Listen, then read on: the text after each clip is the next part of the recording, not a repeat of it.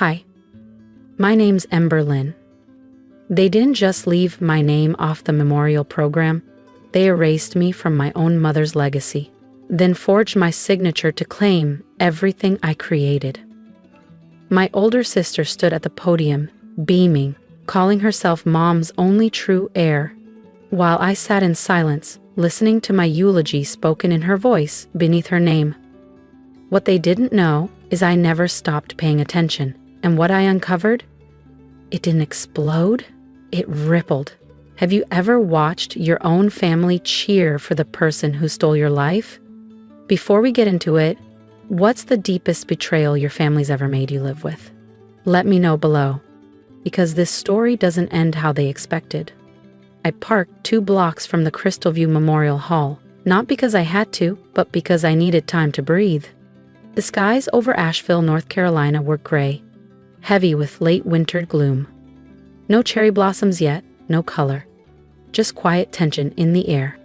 When I reached the glass entrance, I saw their names printed neatly on the welcome board. Dr. Celeste Lynn, Celebrating a Legacy, hosted by Callista Lynn and family. No mention of me. Inside, the warmth of the lighting clashed with the ice in people's eyes. One woman gave me a blank, polite smile, the kind you offer an old coworker whose name you never learned. Then, a young man with a guest list approached. "Need help finding your seat?" he asked. "I'm with the family," I said. He scanned the list, hesitated. "I'm sorry, you're not. Just point me to an open seat." He did. A side aisle, close enough to see everything, far enough to be invisible. A silver reserved sign was quietly removed beside me. Someone else sat down. I didn't need a name tag to know where I stood. That chair said everything. I wasn't family. I was a forgotten footnote. The service began with soft piano and a slideshow projected across the tall sanctuary walls. Photos of my mother accepting awards, cutting ribbons, shaking hands with university presidents and biotech CEOs. Not one of us laughing over takeout in her lab office. Not a single shot of her helping me debug my first prototype at midnight, coffee in hand. Only the polished legacy. Then Callista stepped onto the stage. She wore a jet black dress, sharply cut and tailored like it was made of steel. Her voice didn't shake. My mother believed in progress, innovation, and purpose. And today, as the CEO of Lynn Tech, I promise her vision will thrive. Not once did she mention me. She thanked the board, our investors, the scientists who made Mom's dreams come true. She called Lynn Tech their joint triumph. The room applauded like they were watching a keynote. I stayed silent, hands laced tightly. An older gentleman from Mom's early clinical trial days glanced over. Recognition flickered. Then he looked away. After the final hymn, I moved quietly toward the side hallway. A few guests offered brief nods, courtesy, not connection. I found a quiet alcove and checked my phone. 5 emails. One stood out, forwarded to my old Lynn Tech address, still linked to my personal inbox. The subject line read, "Champagne tonight. She finally has it all. No more loose ends. Mom's gone and ease out. Clean slate. Pop the champagne." It was from Callista's executive aide, a girl I trained myself 3 years ago. I didn't flinch, just forwarded it to myself with the subject, "Keep." I didn't storm out, didn't scream. I just stood beside a 6-foot portrait of my mother, captioned with, "Success is built on sacrifice, loyalty is everything." None of it felt like her, just curated lines on rented canvas. A child ran past, chasing a balloon. The string broke. It floated upward, untethered, free. For a second, I envied it. Then I whispered to myself, they didn't just bury her today. They buried me, too. The inheritance meeting came 5 days later. Lynn Tech's Asheville campus. I arrived early, using the loading dock stairs instead of the glass elevator. The silence hit like concrete. Everyone had already chosen their side, and it wasn't mine. The conference room looked the same. high polish walnut, carafes of water, corporate perfection. A looped video of Mom's highlights played in the corner. I was guided to the farthest seat. No folder, no nameplate. Cassian Wolf, our legal counsel, cleared his throat. As filed in the revised will dated 6 months prior to Dr. Celeste Lynn's passing, the following allocations are confirmed. 6 months. Ally primary assets, equity, and voting control of Lynn Tech shall transfer to Callista Lynn, along with all patents and branding rights. Callista leaned back, composed. She nodded like this was destiny fulfilled. Cassian continued. Aber Lynn shall receive a framed portrait of her mother, a handwritten letter, and a one-time honorarium of $50,000 0 cents. No gasps, no outrage, just polite nods. Some board members applauded. Callista stood and smiled at them, offering quiet thanks. Mom would have wanted this. Let's honor her legacy. With clarity, I didn't move. Not until the room cleared. Cassian lingered. Ember, he said softly, can we talk? He led me to a private office and pulled out a folder. I want you to see this, he said, sliding it across the table. I knew that document. I'd seen it before. My signature was at the bottom. But something wasn't right. Dated 3 years ago. I scanned the top. Limited power transfer for internal reallocation. Lynn Tech Holdings, LLC. I remember this, I said quietly. Callista said it was just to handle some legal formalities during the Bloom Tech acquisition. Temporary. Cassian nodded, jaw clenched. It should have been. But the document wasn't time-limited, and last quarter it was amended. An addendum was added, making it permanent. Al and I looked up slowly.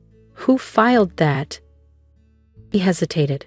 Filed through her team's legal channel. It's technically valid, but morally... His voice trailed off. So she didn't just take it. She used my trust, my hand, my signature. I leaned back in the chair. It felt like the air had been pulled from the room, like my lungs were trying to drink from an empty glass. Outside, sunlight had finally pierced the clouds, slicing golden angles across the floor. I stepped into the hallway, still clutching the document. On the receptionist's counter lay a silver frame. My mother and me, on a wind-swept cliff, arms around each other. My smile was real in that photo, my eyes still open. I carried it to my car, laid it face down in the back seat. Inside, I took a screenshot of the POA amendment and created a folder titled, Truth, Not Tears. It wasn't just a label, it was a vow. No more parking lot panic attacks. No more letting Callista script me out of my own story. No more quiet exits. A memory surged. Tea on the back porch 3 years ago. Callista, smiling softly as she passed the papers. Just sign here, she'd said. You trust me, right? And I had. That would never happen again. The silence after betrayal has a sound. A low hum, steady and sharp. It clung to me like static as I sat beside my mother in the back of a town car, being driven to a gala honoring a company I helped build. 2 weeks had passed since the will was read, since the truth had been used like a knife I didn't see coming. Now I was attending a tribute to a legacy I'd poured myself into while being erased from it. The event was in San Francisco's Marina District. Modern, glass-fronted, glamorous. The kind of place that whispered well through clean lines and curated lighting. My invitation hadn't come from Lynn Tech. It had come from an old colleague, one of the few who still remembered decency. You should be there, she'd written. Inside, the lobby glittered with nostalgia. Enlarged photos of milestones lined the entryway. Construction, press conferences, lab breakthroughs.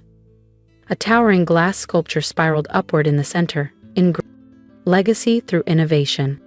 A looped digital display scrolled the names of founders, visionaries, key contributors. Mine wasn't there. On every seat, a folded program. On the back cover, Callista's professional portrait and bio.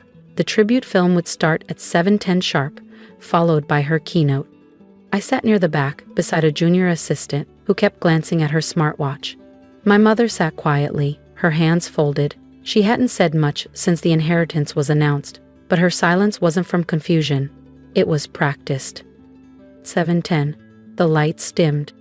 The film opened with footage of my mother in her early research years. White coat, goggles, beaming. Calista joined in every milestone photo, every groundbreaking, every handshaking moment. She narrated the video herself with a voice polished for PR. I recognized the rhythm. It was my writing. Altered, stripped, but mine. Then came a scene from our 2018 pitch at the Global Tech Summit.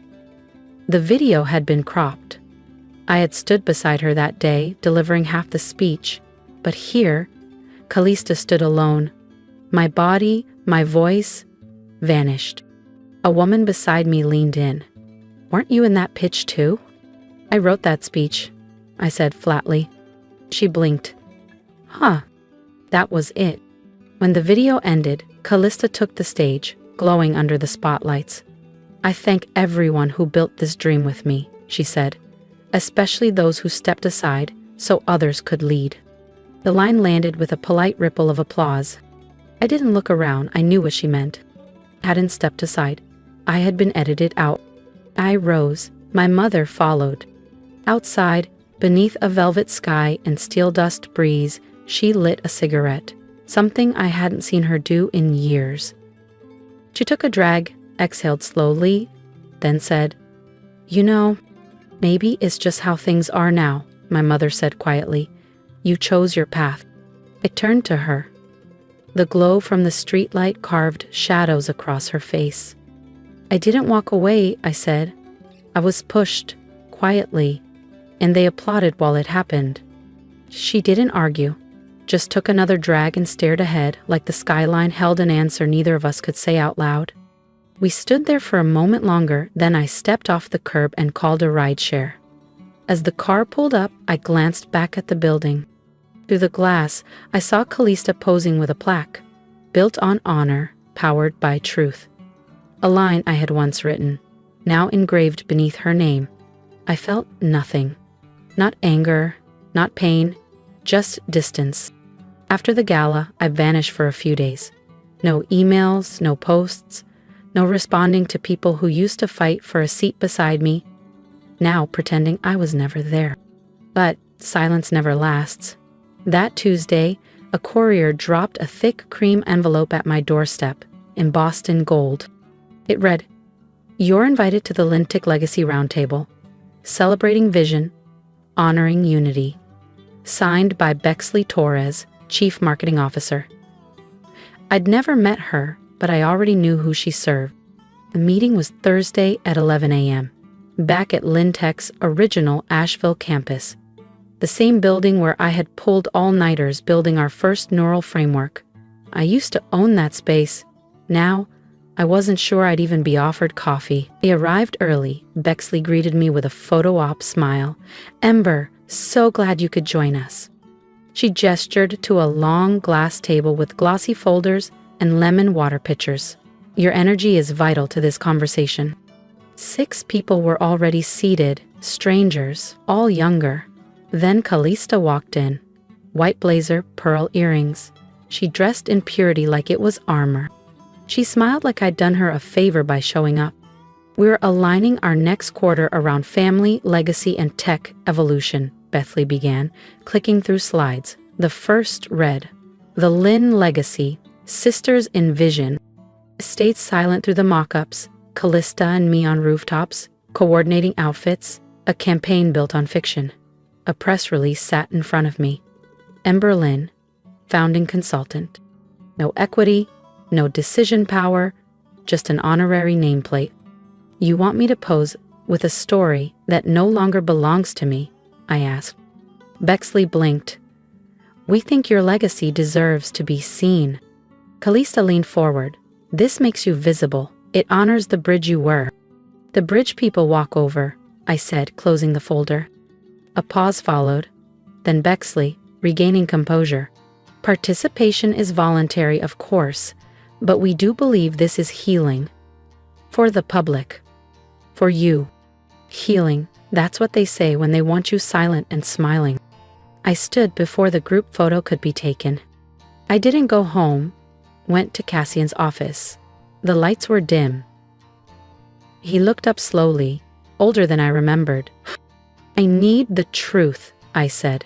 Was I ever in the revised will? He sighed, opened a locked drawer, and handed me a thin, unmarked file.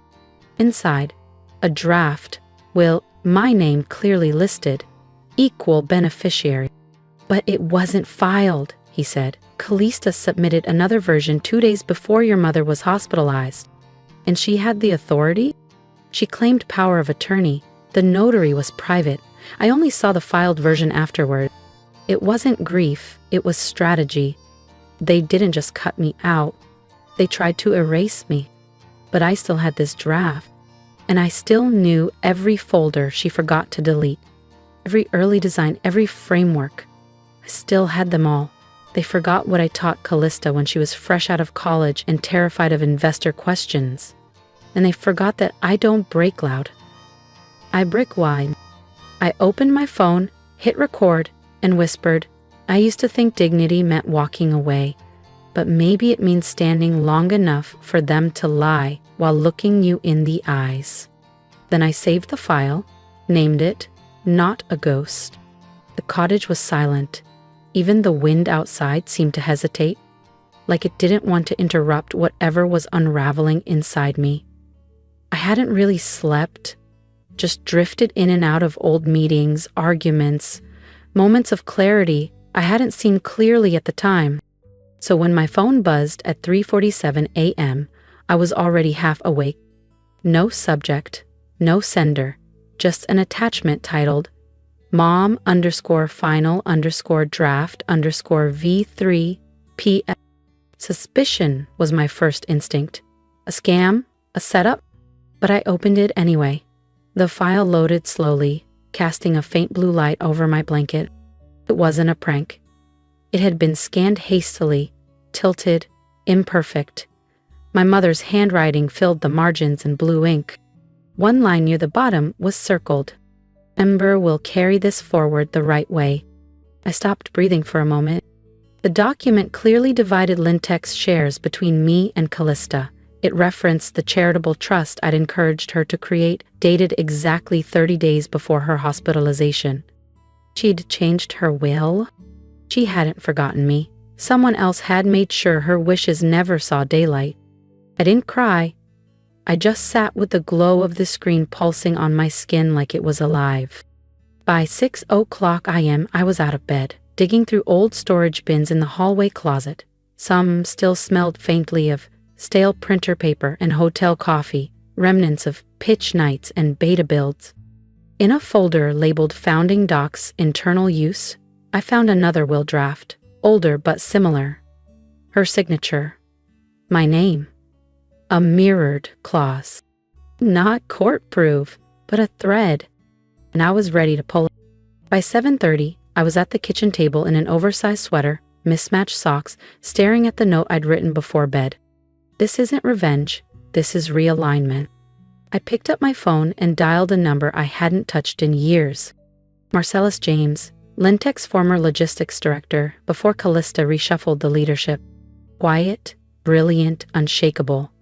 The kind of man who knew exactly how many processors we had running without needing a report. He answered on the second ring, Ember. His voice still had that soft Arizona rhythm, like every word mattered. I need your eyes on something, I said. I think my mother tried to fix things, but it got buried. He paused. Send the file. I'll match it to the internal archives. Thank you, I whispered. He never stopped seeing what was happening, he said, but I wasn't in a position to stop it. No one was, I replied, but maybe now we are. I forwarded the PDF. No message, just like I received it. Then I opened my notes app and typed 2 words, next move. The silence stretched through the afternoon. I tried replying to the anonymous sender. Who are you? It bounced back. So instead of chasing ghosts, I grounded myself the only way I knew. Memory. One kept resurfacing. 6 months before she died, my mother and I were at a cafe near Biltmore Village. She sipped her black coffee, 2 sugars, watching the pigeons like she was reading a market trend. "Your sister has fire," she'd said, eyes still on the sidewalk. I braced myself. "But you have calm. That's why you'll outlast the noise." It didn't feel like goodbye then. But now I hear it differently. She wasn't blind. She saw Callista's ambition, and she saw my patience. She just didn't realize Callista would weaponize it. That night, I opened a fresh page in my yellow notepad. At the top, what she saw slash what they buried. First bullet, her trust wasn't loud, but it was real. And now, I wasn't chasing revenge. I was restoring truth. If no one else had the courage to pull the curtain back, I would. Because they didn't just bury the will. They buried the version of me that still had a voice. Not anymore. The air inside the old Lintech Records facility smelled of damp concrete and fading toner. My boots echoed softly as I followed Marcellus through a narrow aisle lined with rusting shelves, past boxes no one had touched in years. He hadn't said much since picking me up that morning, only that this place was off the grid, a forgotten storage unit once used before the company's rebrand, locked behind a keypad only he still remembered. He stopped at a dented cabinet. This one. We pried it open together. The folder he handed me was thick, heavy, alive with quiet truth. "I kept these," he said, "because one day someone was going to want the version not sold to investors." Inside are early strategy documents, my handwriting next to his, project briefs signed by me and my mother, a flyer from our first pitch night, my name listed first. I held a photo of the 3 of us, Mom, Callista, and me, all smiles. The caption read, "The minds behind Lintech." Dated 4 years before I was erased. "I was never gone," I whispered, "just overridden." Marcellus didn't speak. His silence said enough. An hour later, the door creaked open again. A young man entered, hoodie pulled tight, glasses fogged. He looked barely 27. "You're Ember?" he asked. "It's strange meeting you. You're not in the system anymore." "That's the problem," I said. He powered up his laptop and opened a mirrored drive. I was on the transition team during the rebrand. I wasn't supposed to keep access, but I saved some logs. He opened a folder labeled legacy_override_backup. Line after line of metadata and internal edits filled the screen. Under project lead, my name had been replaced. Under founder references, blank fields. Under keynote author, Callista's name was stamped over a file from the week I was hospitalized. "They didn't delete you," he murmured. "They rerouted everything, made it look like you were..." Background. I stared at the altered record of a speech I'd delivered to the board. The date matched my hospital stay. Marcellus rested his hand on the table.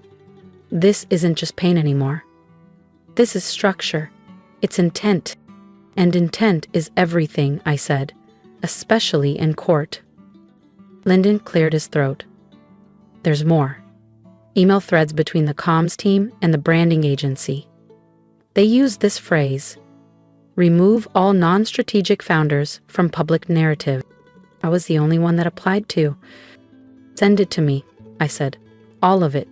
He handed me a flash drive. "Already on here. I don't know what you'll do with it, but people should know." We left as the sun dipped behind the hills of Asheville. Shadows stretched across the alley. Back home, I laid everything out on the dining table. Flash drives, printed memos, legal pads, my history in fragments. Then I hit record. The phone camera pointed straight at me. No makeup, no filters, just truth. "To the board," I said. And to anyone wondering why I disappeared, I didn't. I was moved. Silently, strategically, with polish.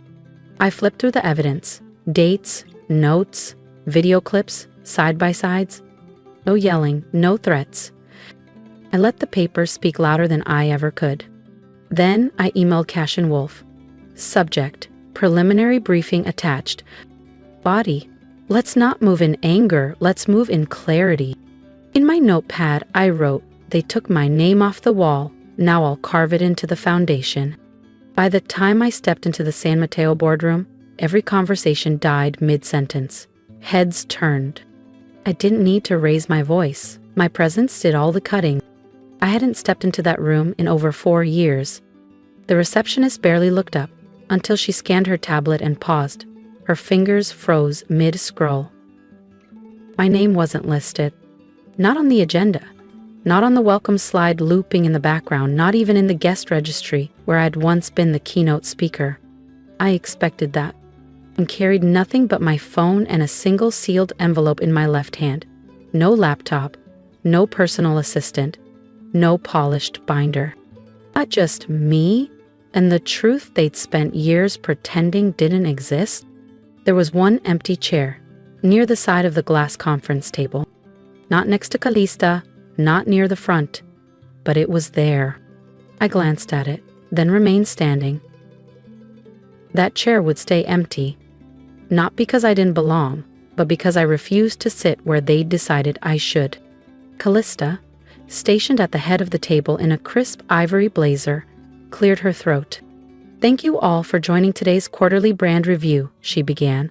"I want to start by recentering our mission, legacy through innovation, and the values our mother instilled in this company.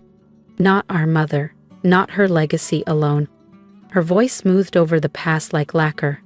Slides, projections, graphs, polished sound bites.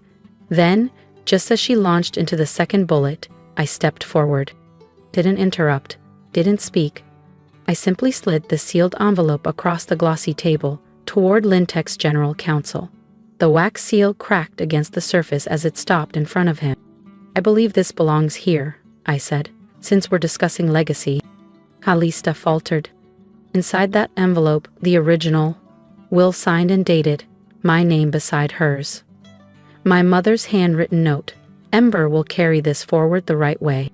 Also inside, metadata records proving tampering, letters from Marcellus verifying my project authorship, a sworn statement from Lyndon, the systems contractor, detailing how my contributions were scrubbed from the archives, and one final email from my mother to legal counsel, time-stamped 12 days before her hospitalization.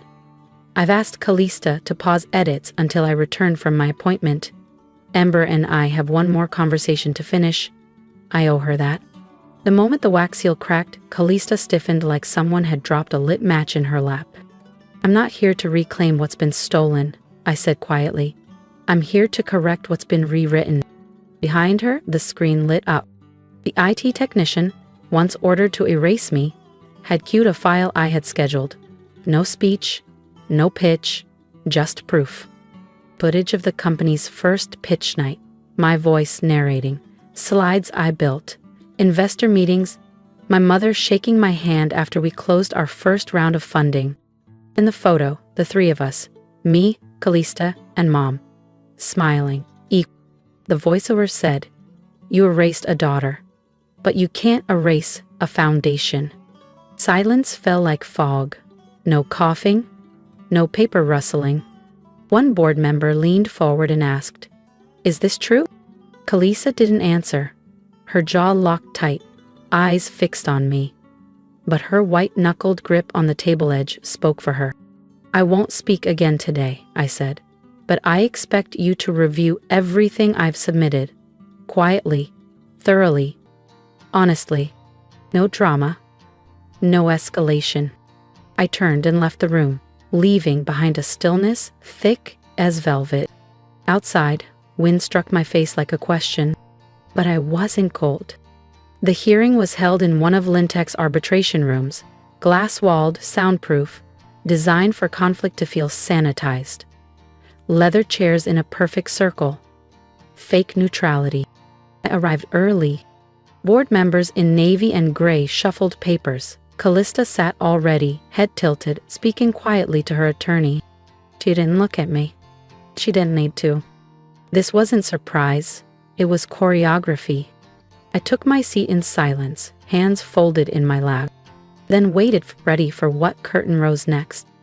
Calista opened first. Her voice, cool and polished, filled the arbitration room like chilled glass. "I understand," there's been confusion regarding past agreements and historical roles. In the spirit of unity, Callista said smoothly, I've brought a signed release dated 3 years ago in which Ember waived all future claims to company equity or executive control. She slid the document across the table like it was a peace offering. The board murmured. One member leaned forward to read it. Another reached for their glasses. And for a moment, it felt like Callista had done it again. Spun the facts into just enough doubt to cast me out. I let the silence settle, let them absorb her words like truth. Then I asked, where's the original? The room paused. A Cassian wolf cleared his throat and calmly opened his leather briefcase. He removed a folder, aged at the edges and folded once down the middle. This, he said, laying it beside the copy, is the original agreement.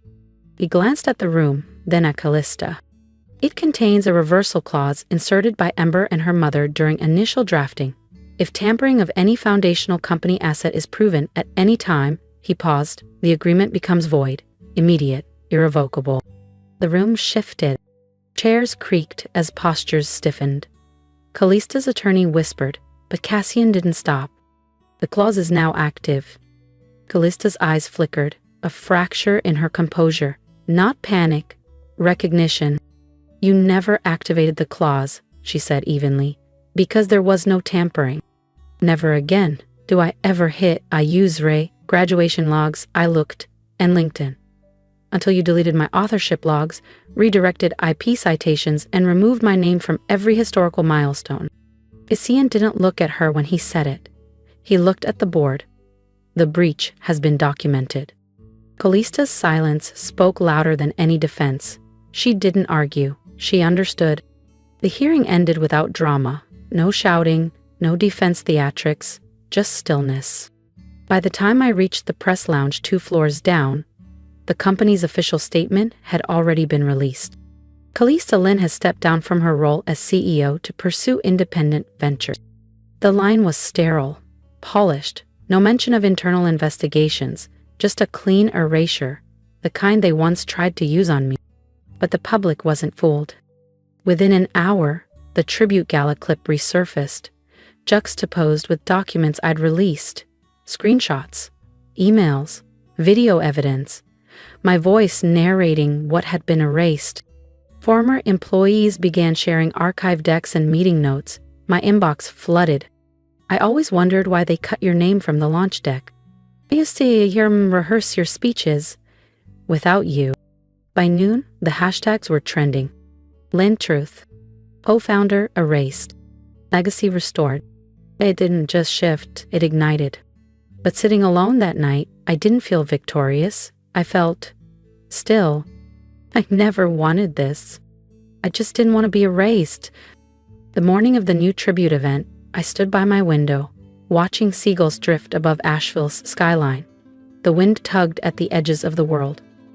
An invitation had arrived days earlier, printed, embossed, and for the first time, addressed properly.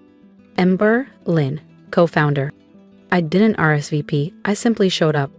The Lintech atrium had been transformed. Orchids at every pillar, soft strings playing beneath nervous conversation. This wasn't a celebration. It was a rebranding. People nodded politely, some with guilt, others with relief. No one said what they should have years ago. A young woman with a headset led me to my seat. It wasn't on stage. It wasn't next to the board. It was 2 rows back. Close enough to see, far enough to be reminded the spotlight is optional. I was fine without it. But beside the podium sat a single empty chair, polished gold trim with a nameplate.